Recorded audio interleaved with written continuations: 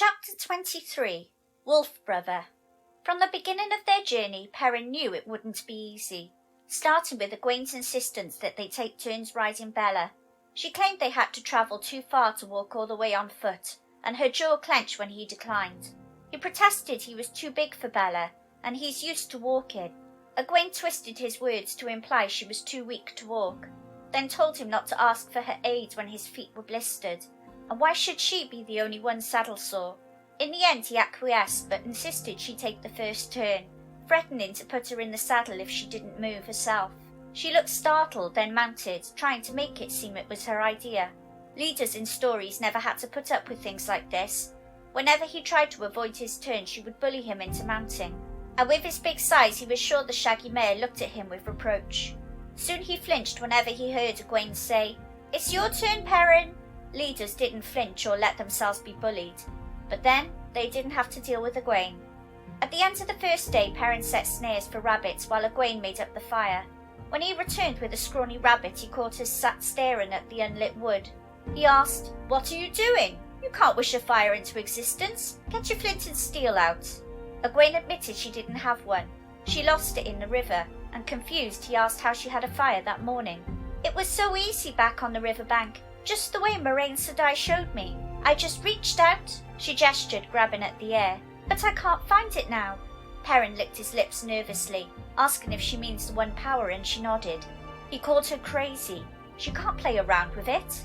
Egwene insisted that she can do it. She can channel. But Perrin said he'll make a fire bow. He tried to make her promise not to try it again. Indignant, she cried, "I will not! Would you give up your axe, Perrin Ebara? Would you walk around with an arm tied behind your back? I won't do it." He gets her to give up for tonight and gets the fire going himself. Every night she would try to light the fire, but the most she managed was a trickle of smoke that vanished quickly. Her eyes dared him to say anything, and he wisely kept his mouth shut. As they travelled, they collected anything edible, like tubers and mushrooms. They told each other stories of back home and laughed, but it never lasted long before hunger drove them to miserable silence. They failed to catch anything with snares or sling, and Perrin wondered if his stomach would shrink enough to make a hole. They had no idea how far Camelin was, and they hadn't yet so much as found a farm, let alone a village. They seemed to be making good time, but Perrin began to doubt the wisdom of his plan. Egwene appeared confident, but Perrin kept waiting for a remark, that they should have waited for the others by the river. She never did, though. 2 days in the hills gave way to flatter land, but there was still no sign of habitation, not even a road. They did find old ruins of stone buildings, long swallowed by the forest, and even a crooked tower leaning against an old oak tree. Their memories of Shadar Logoth kept them from exploring the ruins, and they doubted anyone had lived here since Aradol had fallen. Perrin's dreams were plagued by Baalzaman chasing him through mazes, hunting him, but he hadn't met him face to face yet. Egwene complained of nightmares of Shadar Logoth, so he kept quiet about his own when he woke shivering in the night, not wanting to scare her further. He was walking when he caught the smell of fire and quietened Bella before she could whicker and reveal their location. Egwene excitedly said she could smell rabbit cooking. Perrin was being cautious though and readied his axe. He still wasn't prepared to use it as a weapon, despite Lan's lessons and the battle before Shadar Logoth. The smell made his stomach rumble as Egwene looked at him to decide what they did. He told her to wait with Bella and stay silent, and he headed off, careful not to step on and snap a twig. Peering around an oak, he saw a campfire with a lean, tanned man leaning against a log. His clothes all seemed to be made of animal skins and fur, even his boots and cap. He had brown-grey hair hanging to his waist, a beard covering his chest, and a large dagger at his belt, and a bow propped up nearby. He appeared to be sleeping and had 6 rabbits cooking or waiting on a stick. The scent made Perrin's mouth wet. "You done drooling?" the man asked, one eye open, looking right at Perrin's hiding spot. "You and your friend might as well sit down and have a bite. I haven't seen you eat much the last few days." Wearily, Perrin asked if he'd been watching them. The man chuckled. "Yes, and the pretty girl. Pushes you around like a rooster. Heard you mostly. The horse is the only quiet one. Are you going to ask her in, or do you intend to eat all the rabbit yourself?" Perrin bristled. He didn't make that much noise. He called out to Egwene to come on over. "It's all right. It is rabbit." Offering his hand, Perrin introduced himself, and the man told him he's Elias Machera. Perrin gasped when he saw Elias's eyes were golden, which tickled at a memory that fled. Egwene was cautious, approaching with Bella, and Perrin introduced them to each other. Her eyes kept darting to the rabbits, not seeming to notice Elias's eyes. He motioned for them to eat, and they eagerly began, Egwene not even caring about the grease that ran down her chin. As they finished, Elias asked why they're out here. There isn't a house within 50 miles. Egwene told him that they're going to Camelin and asked for directions. The man threw back his head, roaring with laughter. Wheezing, he told them the way they were travelling, they'd missed Camelin, 100 miles to the south. She protested that they hadn't found anywhere for directions.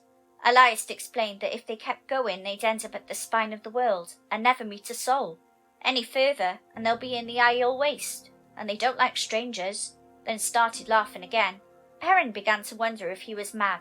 When his laughter died down, Egwene asked him if he could show them the way.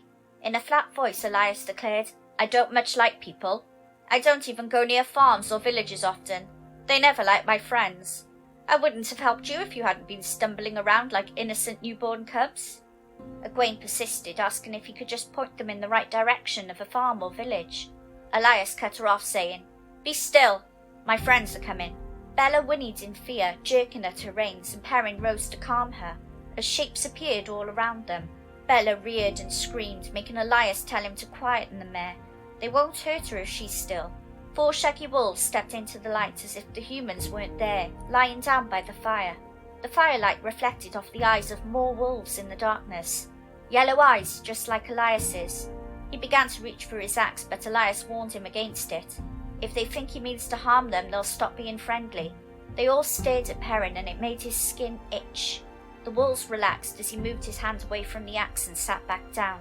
Egwene was so stiff with fear she was quivering as one wolf lay so close it almost touched her. Bella stood trembling and kicking occasionally to show she'd defend her life. Egwene asked if they were tame or pets. Elias snorted, saying, "Wolves don't tame, girl. They're my friends. We keep each other company, hunt together, converse after a fashion, just like any friends. Isn't that right, Dapple?" he said to the last wolf with a fur multiple shades of grey, who turned to look at him. Perrin asked if he talks to them, and Elias explained, "It's not really talking. The words don't matter. Her name isn't Dapple. It's something that means the way shadows play on a forest pool at a midwinter dawn, with the breeze rippling the surface and the tang of ice when the water touches the tongue, and a hint of snow before nightfall in the air. Even that isn't quite right. It's more the feeling. That's how they talk. The others are Burn, Hopper, and Wind. Burn had an old scar on his shoulder, but the other 2 had no identifying features." Despite his gruffness, it seemed to Perrin that Elias was happy to have another human to talk with. He asked how he'd learnt to talk with them. Elias replied that they told him he could do it. That's how it works.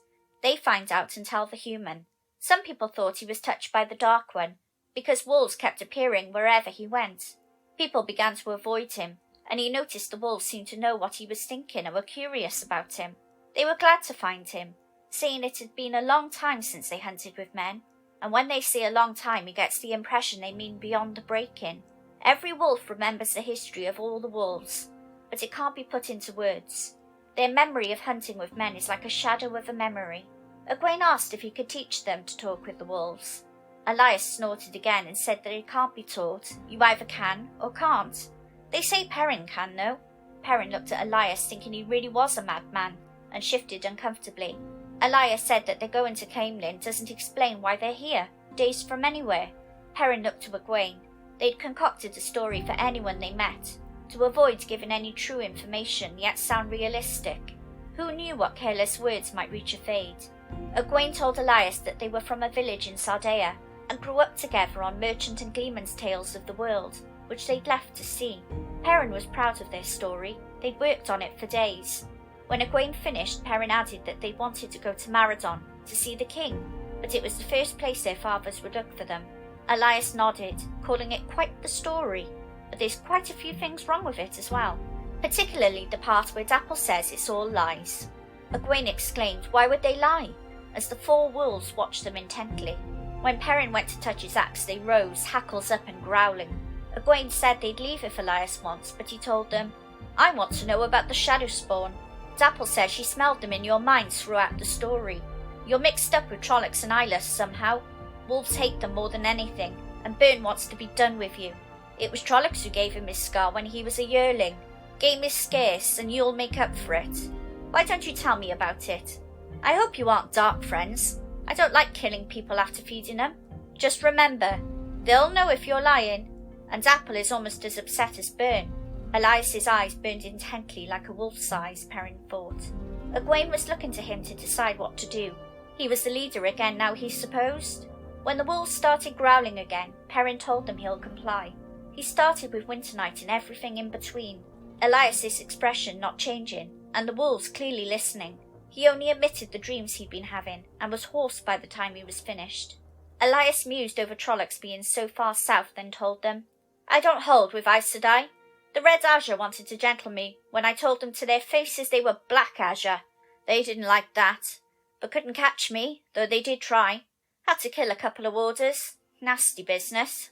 So I doubt any Aes Sedai would look kindly on me. Perrin asked if talking to wolves is due to the One Power. Elias growled, Of course not. Gentling wouldn't have worked on me, but them wanting to try made me mad. It's an old thing, boy, older than Aes Sedai, wolves and men. They don't like old things coming back again. Makes Aes Sedai nervous about ancient barriers weakening. I keep clear of them, and those who are their friends. You would do too if you were smart. Perrin said he'd like nothing better, earning a sharp look off Egwene. He hoped she wouldn't say she wanted to be an Aes Sedai, and thankfully she kept quiet. Perrin said that they have no choice with all that's happened. Who else can help them? Elias was silent for a time, clearly talking with the wolves. Perrin saw a wolf looking right at him, with almost a grin. Hopper, he thought, then wondered how he could know that. Finally Elias said that they could stay with them. Wolves hate Shadowspawn and would protect them. Plus Aes Sedai never come out to these woods. When Perrin pointed out that it's not just Trollocs, Elias assured him that the pack would happily tear down a Fade. Even if they lost half the pack, they'd consider it a good thing done. The wolves will accept Perrin as he can talk with them, and through them accept the girl. There's no dark friends out here, not like in the cities. Perrin asked Elias to stop saying he can listen to wolves, but is told he's deceiving himself. Egwene firmly insisted that they keep on to Caemlyn, then Tar Valon. Perrin stared at her angrily, met by her own glare. He makes a show of how considerate she was to ask his opinion. Why yes, of course he'd agreed to go with her, when he wasn't even consulted. He laced it with scorn and sarcasm, making her blush in admonishment. Elias told him, Dapple says the girl is planted firmly in the world of humans, while you stand in between. Under those circumstances, we'd better go with you. Otherwise you'd probably starve or get lost. Abruptly, Byrne stood, glaring at Elias until Dapple moved between them, staring down Byrne until he vanished into the night. Elias explained, Dapple leads this pack, though some of the males could challenge her. She's smarter and they all know it. She saved the pack more than once. Byrne thinks the pack is wasting their time with you. All he does is hate on Trollocs and wants to hunt them if they're this far south. When Egwene said that in that case they can make their own way, Elias interrupted. I said Dapple leads the pack, girl. In the morning we'll head south with you. Perrin sat in silence. He could feel Byrne leaving, a dozen young males following. He wanted to believe it was Elias playing on his imagination, but he knew it wasn't, and he felt Byrne's hatred as clear as if it was his own. Thanks for listening.